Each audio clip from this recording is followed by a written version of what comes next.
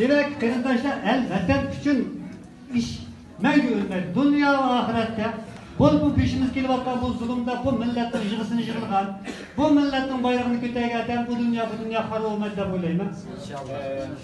Bu kabristanlıkta kirse birisi kabir taşlığı yazgılık 1960 yıl tuğulgan, 1998 yıl vafat olgan, bari yok 2 yıl ömür köydü.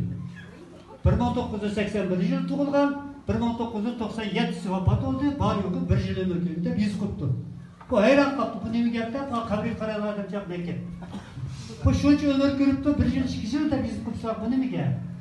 Dese bu 1 yıl 2 yıl degende şu insanın ki dünyaya gelip dini için, vətini için, millet için, hizmet için, Hristiyan bulapla 1 yıl 2 yıl da yüz koydu bir yere. Dese lıqtır gözü yaşaptı da ne oldu dese, ben ölüp kessem kabir teşimga ölükte oldu da